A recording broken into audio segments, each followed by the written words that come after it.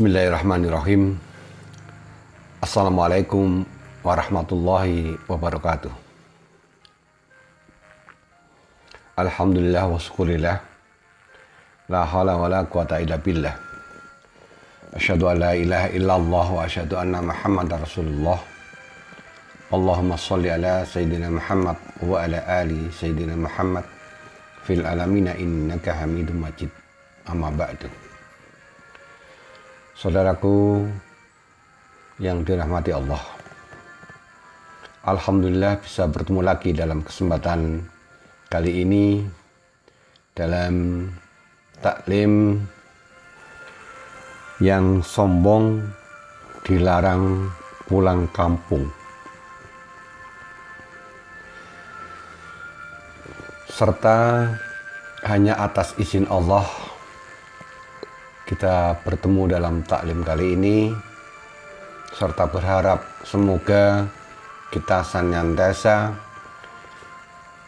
dilindungi oleh Allah, terlebih terhindar kalis dari virus corona, the COVID-19 yang masih melanda di bumi Allah ini.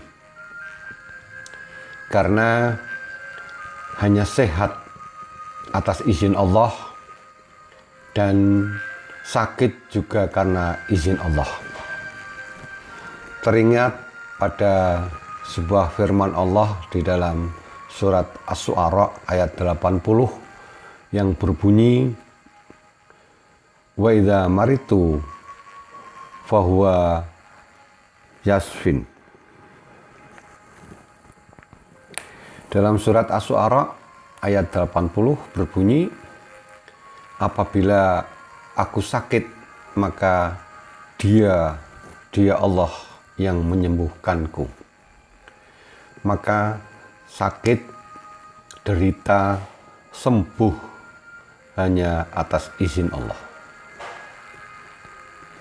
Untuk itu mari kita berdoa, semoga keluarga besar kita senantiasa dijauhkan dari gejala, terlebih dari positif corona.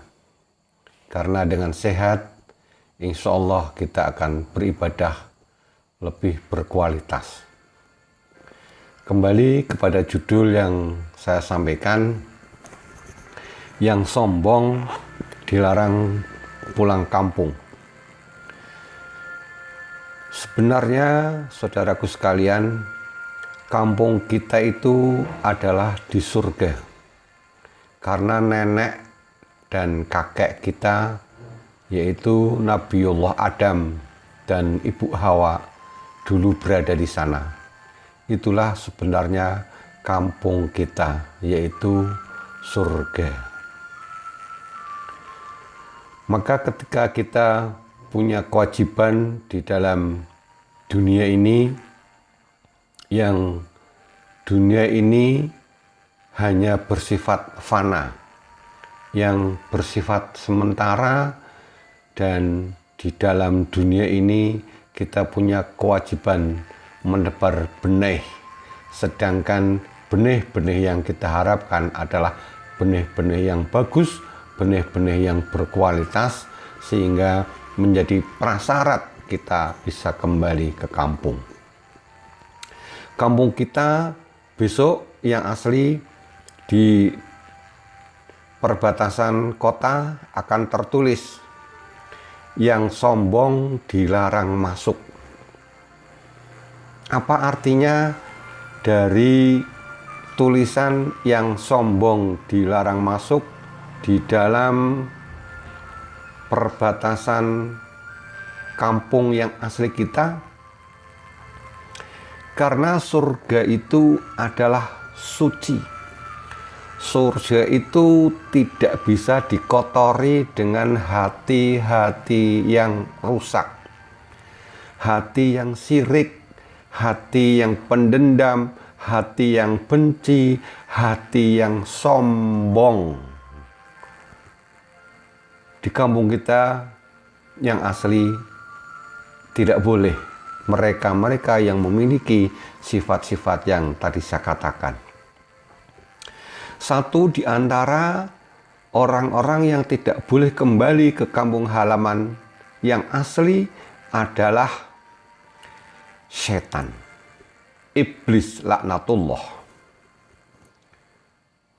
Walaupun menurut sejarah sebetulnya iblis sebelum diberi nama iblis yaitu disebut Azazil, nama yang mulia. Dulu setan iblis itu makhluk yang taat kepada Allah. Tetapi ketika ada sebuah peristiwa, Allah menginstruksikan kepada dua makhluk malaikat dan iblis untuk bersujud kepada Adam. Maksud saya, malaikat dan Azazil saat itu di surga untuk sujud kepada Adam, maka Azazil mengingkari perintah Allah. Di dalam Al-Quran surat Al-Baqarah ayat 34, Allah melukiskan cerita kesombongan Azazil. A'udzu billahi minasy syaithanir rajim. Bismillahirrahmanirrahim. Wa id qulna lil malaikati isjudu li Adama fasajadu illa iblis aba wastakbara wa kana minal kafirin. Yang artinya, dan ingatlah ketika kami Allah berfirman kepada malaikat, sujudlah kamu kepada Adam. Maka sujudlah mereka. Malaikat sujud kepada Adam. Malaikat adalah makhluk yang taat kepada Allah. Tidak perlu berargumentasi, malaikat sujud kepada Adam. Makhluk al-insan, manusia yang diciptakan, yang kelak akan menjadi khalifah fil ard. Malaikat tanpa basa-basi sujud karena ketaatan kepada Allah Subhanahu wa taala. Malaikat langsung sujud. Namun Azazil membantah, membangkang. Di sana disebutkan malaikat sujud kecuali baru di sini dikatakan iblis. Azazil yang tadinya taat kepada Allah kemudian dijulukilah menjadi iblis yang tidak taat. Kecuali iblis yang tidak mau sujud kepada Allah, ia enggan dan ia takabur, dan adalah ia termasuk orang-orang yang kafir. Ini termasuk makhluk yang memiliki hati yang congkak, sombong. Dia berargumentasi bahwa dia diciptakan berasal dari api, sedangkan Adam diciptakan dari tanah. Maka saudaraku rahimakumullah, kembali, surga tidak akan bisa dimasuki oleh orang-orang yang sombong, yang hatinya tidak ikhlas. Maka hanya hati orang yang ikhlas yang akan bisa kembali ke kampung halaman. Di dalam hadis Nabi ditegaskan, An Abdillah Mas'ud anin Nabi sallallahu alaihi wasallam, la yadkhulul jannata man kana fi qalbihi misqalu dzarratin min kibrin. Hadis ini menyatakan, kata Rasulullah, tidak akan masuk surga orang yang di hatinya ada kesombongan. Walaupun kesombongan itu seberat biji sawi. Kesombongan-kesombongan yang ada, yang dimiliki oleh hamba-hamba Allah ini adalah orang-orang yang mendapatkan warisan kesombongan iblis. Warisan-warisan yang diturunkan oleh anak cucu iblis sehingga hatinya sombong. Kemudian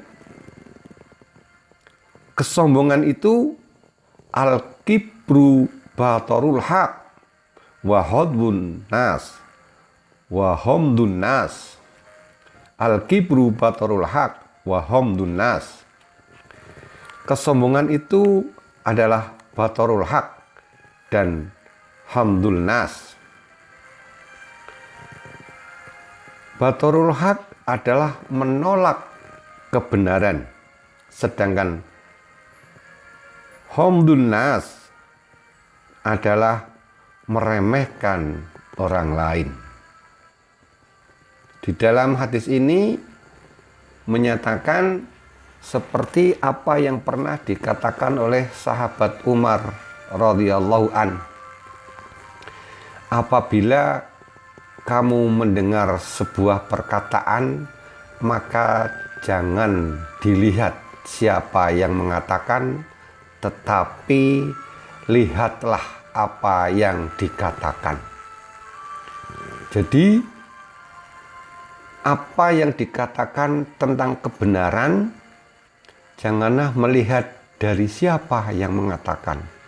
Hatta itu dari orang miskin, hatta itu dari orang yang terhina, lebih-lebih dari para alim. Hadis ini mengajak kepada kita untuk tidak berbuat sombong dalam menerima sebuah saran kebenaran walaupun datangnya dari siapapun. Sahabat Umar tadi mengatakan bahwa jangan lihat siapa yang mengatakan, tetapi lihatlah apa yang dikatakan. Saudaraku rahimakumullah, ada sebuah cerita bahwa pada suatu saat Rasulullah menugaskan Abu Hurairah radhiyallahu an sebagai penjaga Baitul Mal. Kemudian datanglah seorang pencuri, mencuri barang yang ada di Baitul Mal. Oleh Abu Hurairah ditangkap. Kemudian seorang pencuri itu memberikan argumen-argumennya sehingga Abu Hurairah melepas. Ya oke, tidak masalah. Tetapi pencuri itu datang yang kedua kalinya. Ditangkap lagi oleh Abu Hurairah dan menceritakan argumen-argumennya sehingga Abu Hurairah pun melepasnya. Tetapi anehnya pencuri itu datang yang ketiga kalinya. Anehnya juga Abu Hurairah mengetahui dan ditangkap oleh Abu Hurairah, dan kali ini ditangkap benar-benar. Abu Hurairah mengatakan, "Hei fulan, kalian mencuri terus, sudah yang ketiga kalinya tertangkap. Akan saya katakan kepada Rasulullah Muhammad SAW, akan saya adukan biar kamu mendapatkan hukuman." Pencuri tersebut memohon-mohon, "Ya Abu Hurairah, lepaskan saya," dengan mencucurkan air mata, berharap untuk dilepaskan. Dan pencuri tersebut mengatakan kepada Abu Hurairah, "Ya Abu Hurairah, andaikan aku dilepaskan, akan aku ajari engkau membaca sebuah ayat. Apabila ayat itu engkau baca, maka setan, iblis akan terbirit-birit, akan lari kabur." Kata Abu Hurairah, "Oke, ayat apa itu?" Pencuri tersebut mengatakan, apabila engkau membaca ayat kursi, maka setan ketakutan. Dilepaslah pencuri tersebut karena dengan argumentasi tersebut. Pada suatu saat Abu Hurairah menceritakan halnya kepada junjungan Nabi besar kita Muhammad Sallallahu Alaihi Wasallam dengan peristiwa yang pertama, kedua, dan ketiga. Anehnya Nabi mengatakan, "Atadri man takallama innahu syaiton sadaqaka wa huwa kadzubun." Apakah kamu tahu, ya Abu Hurairah, siapa yang berbicara denganmu tadi? Tentu Abu Hurairah tidak tahu. Rasul mengatakan, sesungguhnya dia adalah setan. Dia telah jujur kepadamu, tapi dia tukang dusta. Hadis ini riwayat Bukhari. Saudaraku rahimakumullah.